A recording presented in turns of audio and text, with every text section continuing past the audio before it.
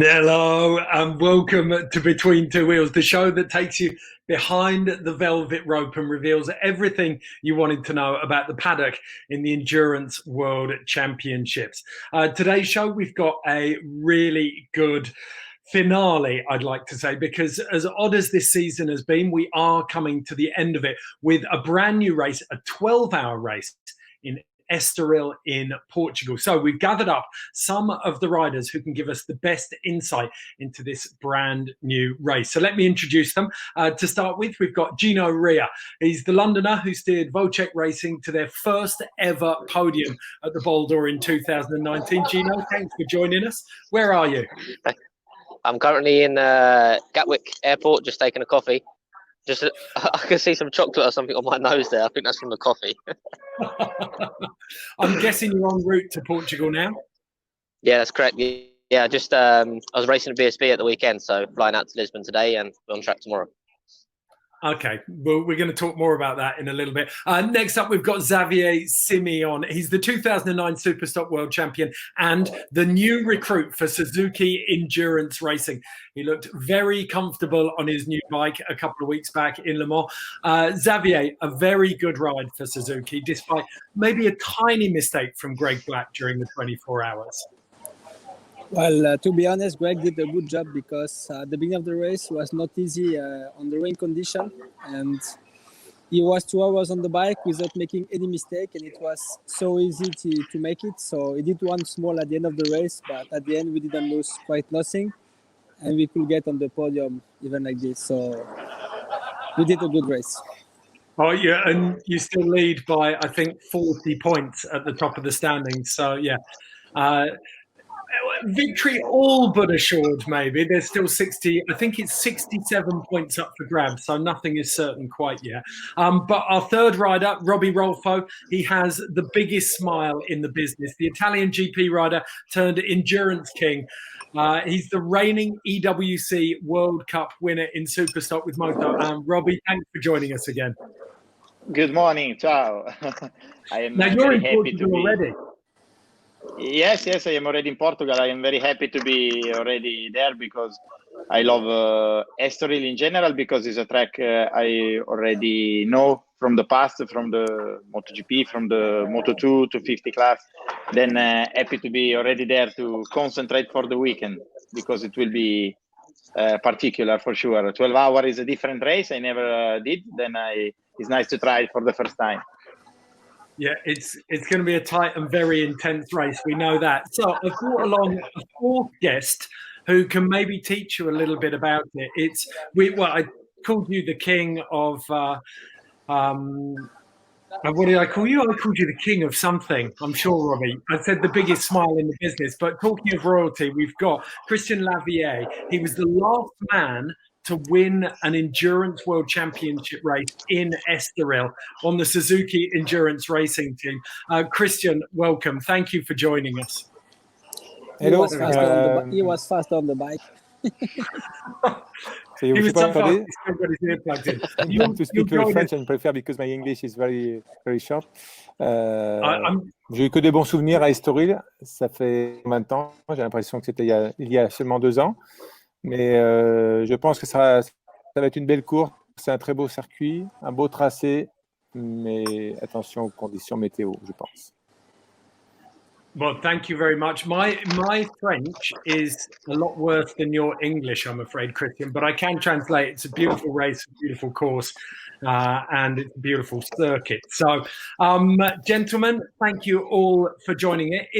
If you guys hadn't guessed, Gino, Xavier, Roberto, you all have something in common. Do you know what it is? No. I can imagine. In 2012, you all raced at Estoril. Okay. Yes. Was all against my each other as well. Time in Estoril. Yeah. Do you know who won on that day? Out of you three? Can't answer for me. I think I let them win that day. I remember. Okay, we're going to come back very shortly, but first we've got the news coming up. Wasn't keen.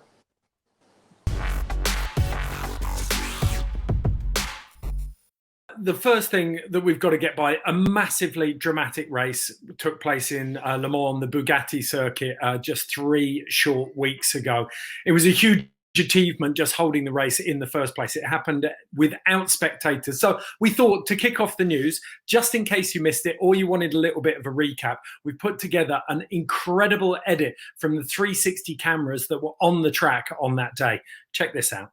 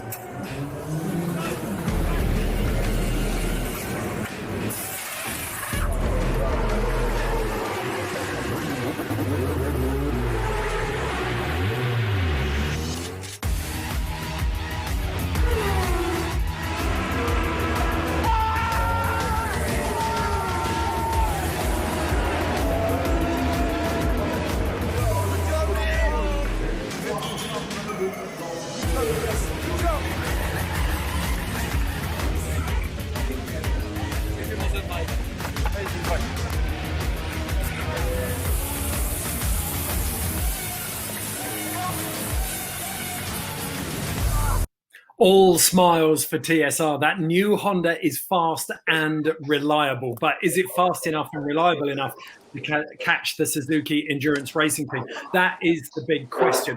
So ahead of Estoril, you look at the overall standings and we've got the 5 factory teams up at the top of the standings. Suzuki Endurance Racing Team, 127 points in first. TSR in second. Yacht in third. Very, very close now between second and fifth.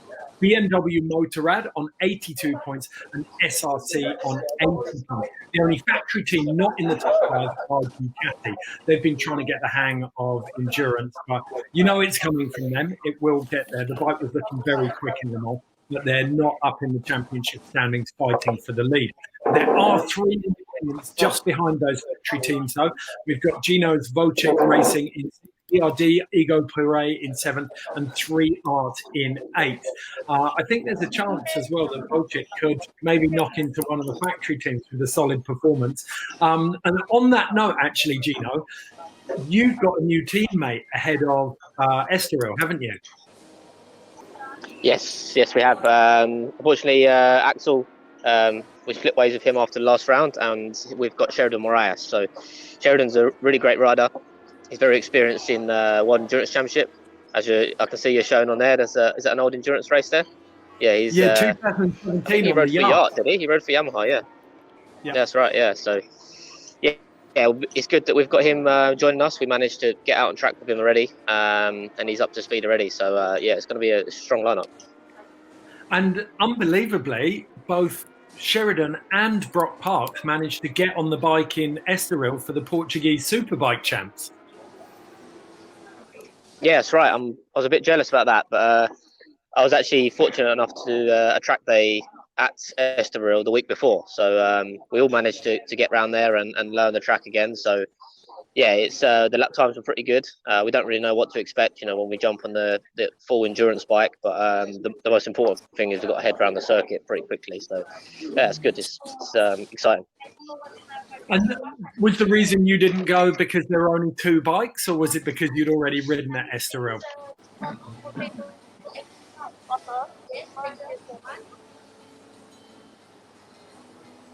I had to fly back to UK for BSB. So I raced for Suzuki and BSB, so it clashed on the same day as they were racing the Portuguese Championship. Okay. Well, there's another big bit of news that comes out of the Bolliger, another one of the independent teams out of Switzerland, and they're one of the longest standing teams. Since 1982, their patriarch and namesake of the team, Hans-Peter Bolliger, has been leading the team, but he's going to hand over to his son, Kevin, after the race in Estoril. And it's a big set of changes for them, because not only have they changed the head of the team, they've also lost Roman Stam, one of their riders of 15 years. His last race was in the Moto, and they've changed tyre sponsor. So a lot of changes for Kevin to oversee. Be interesting to see how they get on in Estoril. Right now, though, it's time to get stuck into you boys and find out what you've been up to. So, Robbie, can you talk us through it? What makes the track so special at Estoril? The track is quite complicated because it's a very high speed straight track, because there is a long straight and then a very hard break at the end. Then what is very, very complicated is brake hard, not only on the main straight but also on the other part of the track.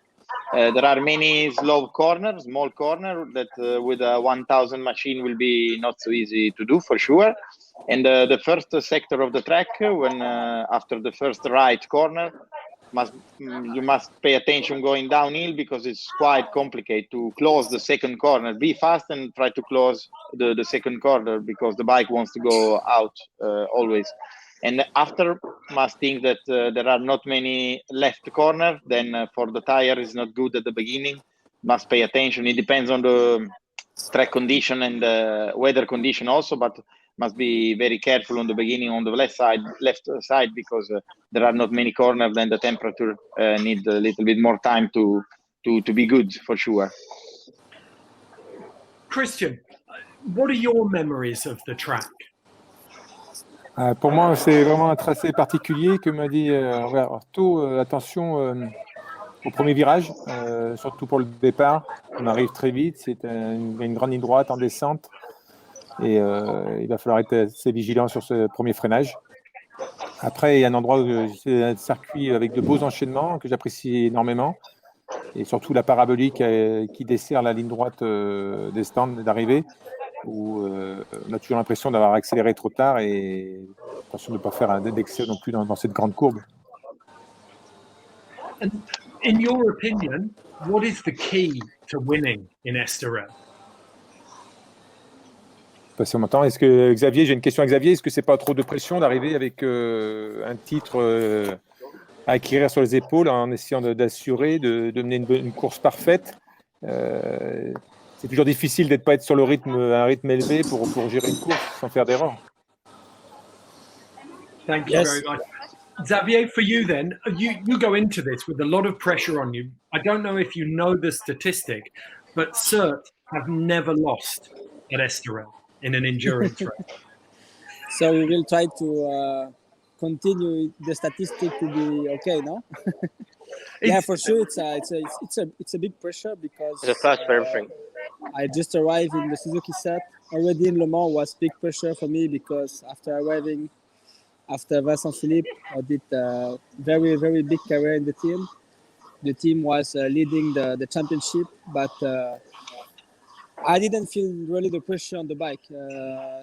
I felt a very positive pressure to give my maximum, to be very focused and do a good job in every conditions.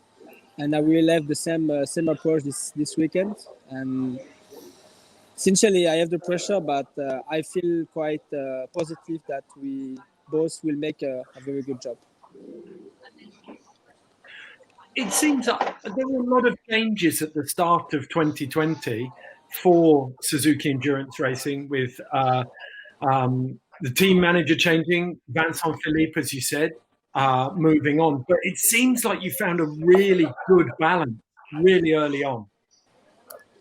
Yeah, but it was also easy because I know very well Greg and Etienne, so the welcome in the team was very good and quite easy for me. So after when I jumped on the bike, I felt directly quite easy on the bike, so everything was easy to feel comfortable, you know. Gino, you've ridden this course in Moto 2 in a sprint race effectively. What's going to change when you get on that track in endurance? Well, the biggest thing for me is riding there on 1000 on a superbike. It's a little bit different on 600cc.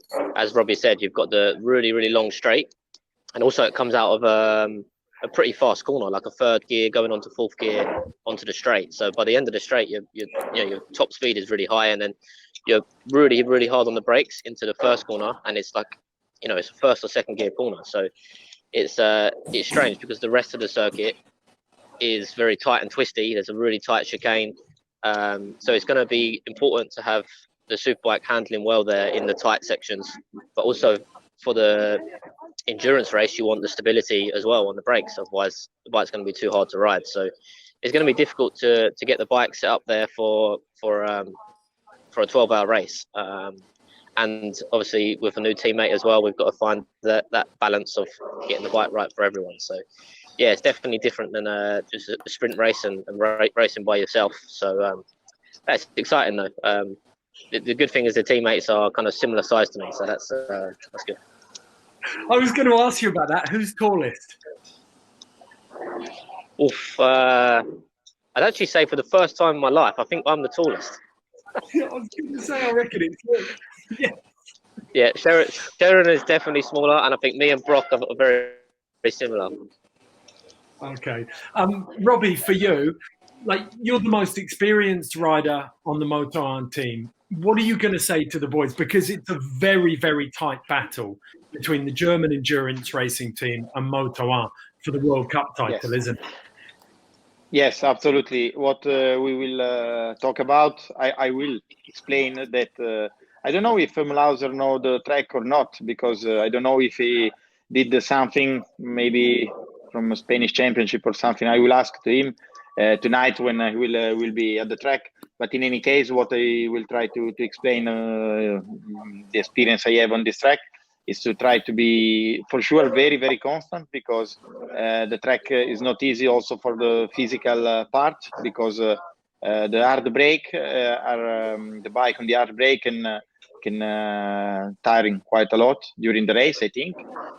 Also, if it's not a 24-hour race, but in any case, we have to push a lot because the race is short. Then everybody must be quick, not only on the pit box, but also during the race, to have a very good and constant lap time. Then I will try to explain this, and to be very careful on the slow corner uphill, the left, right, that is very, very tight, the slow corner at the end of the circuit. This point is quite complicated because you have to have a very good feeling the front tire of the bike, to have a good temperature on the tire, because it's left and right quite slow and quick on the direction change, and sometimes it's so easy to lose the front on the entry. Then this is a very important point that for the practice is not a problem, but for the race they have I think to pay attention if the experience of the other rider is not so much on this track. Okay, there's some great insight there that I think you've given to Gino and Xavier. What about Christian? For you, we have some beautiful photos here. What do you remember about racing here back in 2000? Oui, c'était une belle épreuve à laquelle j'ai participé avec Jean-Michel, Bayle et Arnaud Van den Bosch, avec toute l'équipe du CERT. Il manque quelques éléments maintenant, mais il y en a encore qui sont là, qui n'ont pas rajeuni. Moi, j'ai une question un petit peu à un des trois pilotes. Est-ce que vous pensez que Bridgestone risque d'être encore au-dessus du lot en termes de performance dans toutes les conditions qu'on peut rencontrer, sachant qu'on sera au bord de l'Atlantique, que les conditions météo sont souvent très, très changeantes? Well, I think I'm the only one to have understand the question. You can pass that back to us then. Yeah, Gino, he asked if we think that Bridgestone will be again the favorite because we are in the Atlantic part of the sea. And the question is that if think Bridgestone will be a favorite. Well, what are your opinions? Dunlop. Now, Michelin. I think Dunlop made a very good step in Le Mans. The tire that we had for the 24 were very strong during all the race, because the worst point of the tire last year was we had to change the reference of the tire during the race, so it was sometimes complicated to manage. But the last race, we could use the same tire for all the race, so that was a lot easier for the rider. And I think we have a chance to be as competitive as Bridgestone. Okay. Yeah, for me, it's going to be important. The Estoril has new asphalt, has new tarmac, and the temperature is obviously very, very high, a lot higher than in Le Mans. So for me, it's going to be very important to see which tyre works well for the life, because I don't think it's going to be the same as in Le Mans. I think we can't run the same tyre. What do you see yourselves running? Very, very hard compounds. It's always a surprise. We never. Sometimes it's not logical. It doesn't always work. Doesn't always work like that. Yeah, exactly.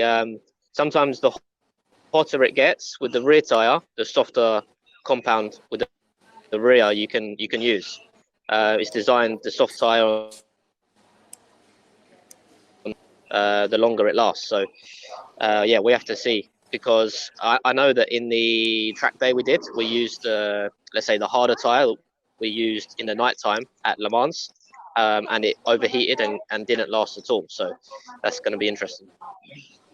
Okay, fascinating. Well, you all know, and you've all raced Estoril many, many times. So I'd like you now to all pick up a piece of paper and a pen, and I'm going to give you a minute to draw out. We gave you a clue earlier on. You need to dessiner the course at Estoril. So you can talk me through it. I think let me work it out. We've got 1, 2, 3, 4, 5, 6, 7, 8, 9, 10, 11, 12, maybe 13 turns, is it?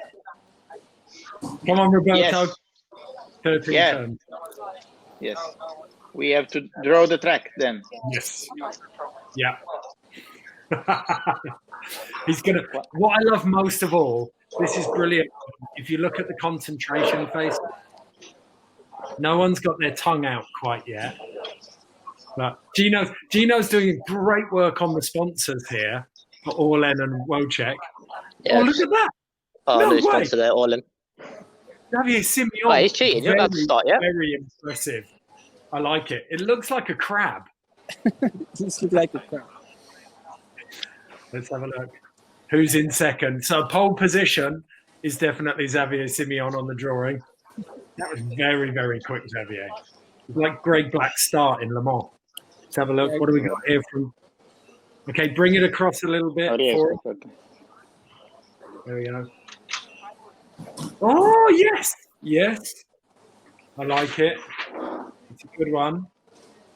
There's one, interestingly, you've both made, it's the right turns, but maybe in a tiny bit the wrong spot. There's a detail that Christian, I think, has got this one lasered into his brain. I reckon we're going to see a really good rendition. Gino's drawing the. I've even got pit lane in mind, because the pit lane is so important. So I've got the pit lane as well. It's pretty good. That one's very, very good. The detail there on the top, on what I would call the northeastern corner, is good. Christian's taking his time. It's me. Qu'est-ce que tu as, Christian? It's long time for me for the experience. C'est très bon. Not bad. Okay, that is what it should look like. And we've just look, you've got the pit lane as well. This section here, I think on is a little bit low. Show us yours, Roberto. Yes. I'm going to go with. I think for me, it's the legend, Christian. Tu l'as gagné. He's got the most experience. 10 points for Christian. That was absolutely fantastic. Okay, last one. Yeah, round of applause for Christian. Last one. what Portuguese do you know? You have to give me a couple of your best Portuguese with a good accent. Roberto, you can kick us off. Obrigado. Yes. Christian? Tu es fluide en portugais? He's not listening to me again. He likes ignoring me, Christian, I think. Xavier.